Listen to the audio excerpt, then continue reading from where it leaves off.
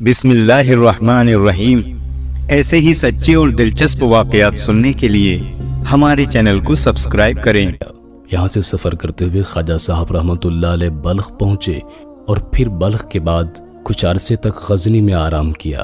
یہاں پہنچ کر آپ ہدایت غیبی کے منتظر تھے۔ بالآخر آپ کی زندگی کی وہ مبارک گھڑی آ ہی گئی جب ایک رات آپ نے سرکار مدینہ صلی اللہ تعالیٰ علیہ وآلہ وسلم کو خواب میں دیکھا۔ نبی اکرم صلی اللہ تعالیٰ علیہ وآلہ وسلم نے حضرت خواجہ معین الدین چشتی رحمۃ اللہ علیہ کو اپنی دعاؤں سے سرفراز فرمایا اور ہندوستان جانے کی ہدایت فرمائی۔ آپ کو دربار رسالت صلی اللہ تعالیٰ علیہ وآلہ وسلم سے ہندوستان کے بادشاہ ہونے کا خطاب تو پہلے ہی مل چکا تھا، لیکن ہندوستان جانے کا حکم اب ملا تھا۔ بارگاہ رسالت سے اجازت ملتے ہی 586 ہجری میں آپ رحمۃ اللہ علیہ لاہور تشریف لائے۔ بر صغیر کے اس تاریخی شہر میں پہنچتے ہی سب سے پہلے مشہور بزرگ حضرت داتا بخش علی حجویری رحمۃ اللہ علیہ کے مزار مبارک پر حاضر ہوئے۔ یہاں خواجہ غریب نواز رحمۃ اللہ علیہ نے 40 دن چلہ کشی میں گزار دیے۔ یہ چلہ گاہ حضرت داتا گنج بخش علی حجویری رحمۃ اللہ علیہ کے مزار مبارک کے نزدیک آج بھی موجود ہے۔ اس متبرک مقام کو ایک بند کمرے کی صورت میں محفوظ کر دیا گیا ہے۔ حضرت داتا گنج بخش علی حجویری رحمۃ اللہ علیہ سے روحانی فیض حاصل کرنے کے بعد حضرت خواجہ معین الدین چشتی رحمۃ اللہ علیہ ملتان تشریف لے گئے۔ ملتان اس زمانے میں مشرقی علوم و فنون کا مرکز تھا۔ یہاں خواجہ غریب نواز رحمۃ اللہ علیہ نے 5 سال تک قیام کیا اور یہیں سے آپ نے سنسکرت زبان سیکھی۔ آپ کے لیے اس زبان کی تعلیم نہایت ضروری تھی، کیونکہ آپ رحمۃ اللہ علیہ عنقریب ہندو قوم کے سامنے اسلامی تعلیمات پیش کرنے والے تھے، اس لیے مقامی زبان سے آگاہ ہونا بے حد ضروری تھا۔ ملتان سے آپ رحمۃ اللہ علیہ دہلی تشریف لے گئے۔ دہلی میں بھی کچھ دیر رکے اور پھر اسی کے بعد حضرت خواجہ غریب نواز رحمۃ اللہ علیہ اجمیر روانہ ہو گئے۔ اجمیر شہر کی مختصر تاریخ یہ ہے کہ یہ شہر آگرہ کے مغرب میں تارا گڑھ کی پہاڑیوں کے دامن میں واقع ہے۔ پہاڑی کی چوٹی پر مغل شہنشاہ جلال الدین اکبر کا بنایا ہوا قلعہ آج بھی موجود ہے۔ اجمیر ہندوستان کا ایک بہت ہی پرانا اور تاریخی شہر ہے۔ اجمیر اس زمانے میں بر صغیر کے سب سے طاقتور ہندو حکومت کا دارالسلطنت تھا۔ اس علاقے میں ہندوستان کی سب سے زیادہ بہادر جنگجو اور غیرت مند قوم راجپوت آباد تھی۔ راجپوتوں کی مختصر تاریخ یہ ہے کہ اس قوم کے لوگ مر جانا پسند کرتے تھے، لیکن کسی کے آگے سر جھکانا ان کو گوارا نہیں تھا۔ وقت پڑنے پر راجپوتوں کی عورتیں خود کو بھڑکتی ہوئی آگ کے حوالے کر دیا کرتی تھیں تاکہ ان کے شوہر پیچھے مڑ کر اپنے گھروں کی طرف نہ دیکھیں اور میدان جنگ میں لڑتے لڑتے یا تو جیت کر واپس آئیں یا پھر اپنی جان دے دیں۔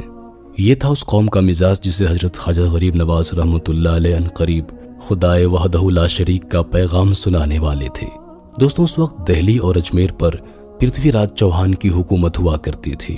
حضرت خواجہ معین الدین چشتی رحمۃ اللہ علیہ نے اجمیر کے نواح میں اپنی خانقاہ تعمیر کی۔ خانقاہ کیا تھی؟ گھاس پھوس کی ایک مختصر سی جھونپڑی جس میں حضرت سلطان الہند قیام فرما تھے۔ نماز کا مصلی، پانی کا برتن اور ایک جوڑا لباس، یہی کچھ شہنشاہ ہندوستان کا سامان تھا۔ کچھ دن تک یہاں کے راجپوتوں نے آپ کے قیام کا کوئی اثر قبول نہ کیا۔ شروع میں حضرت خواجہ غریب نواز رحمۃ اللہ علیہ کو بھی لوگوں نے یہی سمجھا تھا کہ یہ کوئی جوگی یا پھر تپسیا کرنے والا ہے جو دنیا کے ہنگاموں سے دور جنگل میں آ پڑا ہے۔ مگر جب کچھ لوگوں نے حضرت خواجہ صاحب کی جھوپڑی میں آ کر دیکھا تو یہ راز فاش ہوا کہ اس شخص کی وضع قطع ہندوستان کے سنیاسیوں سے بالکل الگ ہے۔ پھر تو سوالوں کا ایک لمبا سلسلہ شروع ہو گیا۔ راجپوت خواجہ غریب نواز رحمۃ اللہ علیہ کو دیکھنے کے لیے آتے اور دیکھتے ہی رہ جاتے۔ آپ رحمۃ اللہ علیہ کے نورانی چہرے میں ایسی کشش تھی جسے مقامی ہندو کوئی نام نہیں دے پا رہے تھے، نہ ہی ان کے دماغ کوئی فیصلہ کر پا رہے تھے کہ آخر یہ شخص ہے کیا۔ لیکن جو بھی ہو، ان کے دل خود بخود اس بزرگ ہستی کی طرف کھینچے چلے جا رہے تھے۔ اب راجپوتوں کو یہ اندازہ ہو چکا تھا کہ حضرت خواجہ غریب نواز رحمۃ اللہ علیہ ہندو مذہب کی کسی بھی شاخ پر عمل کرنے والے نہیں ہیں، مگر چونکہ آج تک انہوں نے راجستھان کے علاقے میں کسی مسلمان کو عبادت کرتے نہیں دیکھا تھا، اس لیے حضرت خواجہ غریب نواز رحمۃ اللہ علیہ کے مذہب کی حقیقت نہیں جان رہے تھے۔ پھر ایک دن کچھ راجپوت آپ رحمۃ اللہ علیہ کی جھوپڑی میں داخل ہوئے۔ اس وقت خواجہ غریب نواز رحمۃ اللہ تعالیٰ علیہ اللہ تعالیٰ کے ذکر میں مشغول تھے۔ راجپوت خاموشی کے ساتھ بیٹھے رہے، یہاں تک کہ خواجہ صاحب اپنے اوراد و وظائف سے فارغ ہو گئے۔ حضرت خواجہ غریب نواز رحمۃ اللہ تعالی علیہ نے راجپوتوں سے ان کی زبان میں گفتگو کی۔ تم لوگ یہاں کیسے آئے ہو؟ راجپوت ایک غیر مقامی شخص کے لب و لہجے پر حیرت زدہ رہ گیا۔ ایک راجپوت نے تیز لہجے میں جواب دیا، ہم کچھ دنوں سے یہاں جنگل میں تمہیں تنہا دیکھ رہے ہیں، آج سوچا کہ تمہارے آنے کی وجہ پوچھیں، آخر تم کون ہو اور یہاں کس لیے آئے ہو؟ خواجہ غریب نواز رحمۃ اللہ علیہ نے نرم اور میٹھے لہجے میں فرمایا، کیا میری وجہ سے تمہیں کوئی تکلیف پہنچی ہے؟ دوسرے راجپوت نے کہا، تم ہمیں نقصان بھی کیا پہنچا سکتے ہو؟ اس کی ایک ایک لفظ سے غرور اور گھمنڈ کی جھلک دکھ رہی تھی۔ وہ راجپوت کہنے لگا، پھر بھی ہم جاننا چاہتے ہیں کہ تمہارا کس قوم سے تعلق ہے اور تم اجمیر کیوں آئے ہو؟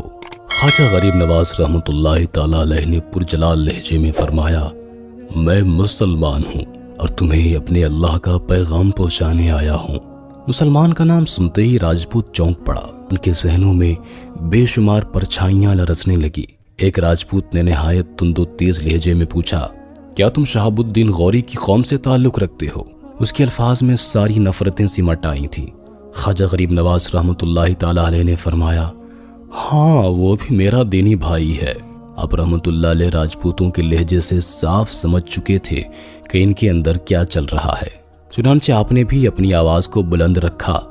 دوسرے راجپوت نے جواباً کہا، وہ بھی تمہارے اللہ کا پیغام لے کر یہاں آیا تھا، ہم نے غوری کو اس طرح سے ہرا کر یہاں سے بھگا دیا ہے کہ اس کا پیغام بھی دفن ہو گیا ہے۔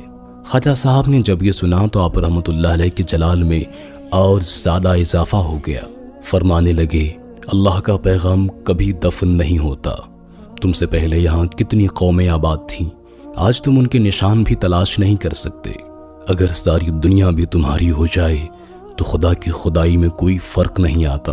شہاب الدین غوری تو اپنے ہمراہ ایک لشکر جرار لے کر آیا تھا، مگر میں تمہارے پاس تنہا اور اکیلا آیا ہوں، اور پھر بھی میں تمہیں خدا کا پیغام سناؤں گا اور تمہیں وہ پیغام سننا ہی پڑے گا۔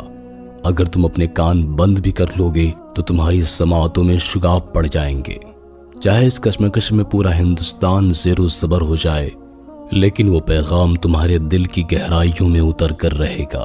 جاؤ اور اپنے دروازے بند کر لو، اپنے دل و دماغ پر پہرے بٹھا لو، مگر وہ روشنی کی لکیر آہنی دروازوں سے گزر کر بھی تم تک پہنچ ہی جائے گی۔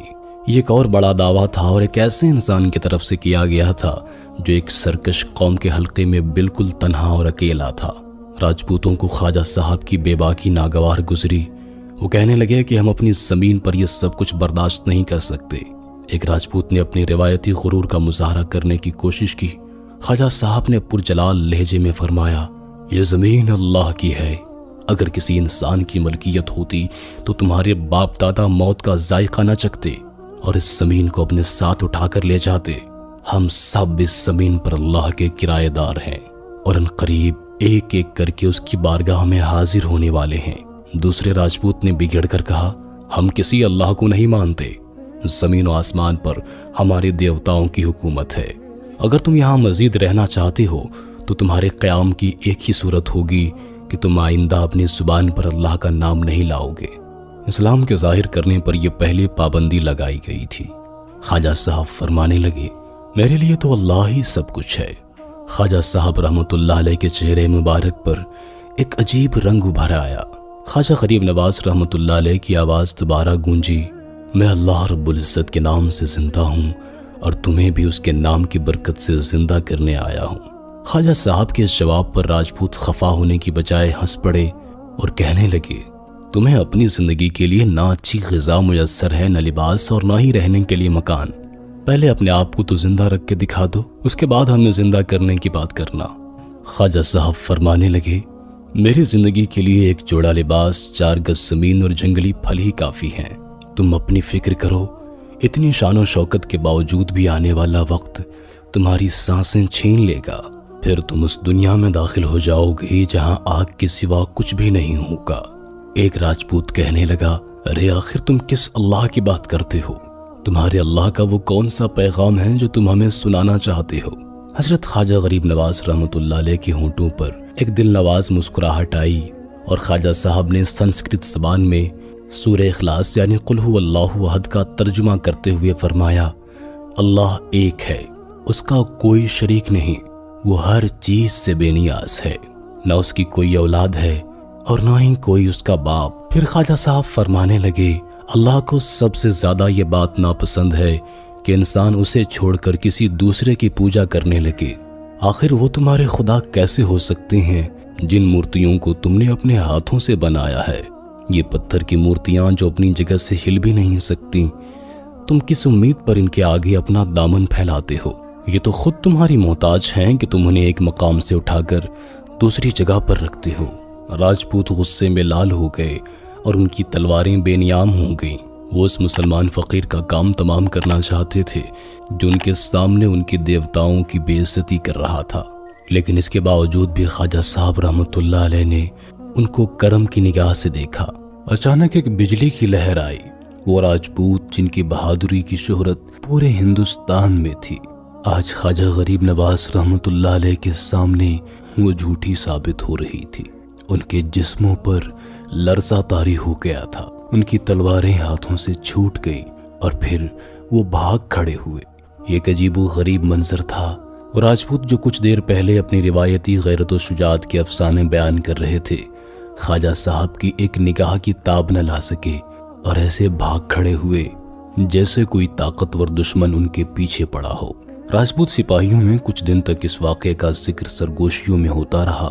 پھر راجپوتوں کی وہی جماعت جو ایک بار پہلے بھی خواجہ صاحب رحمۃ اللہ علیہ کی جلال روحانی کی جھلک دیکھ چکی تھی، دوبارہ اس مرد درویش کی جھونپڑی کی طرف روانہ ہوئی۔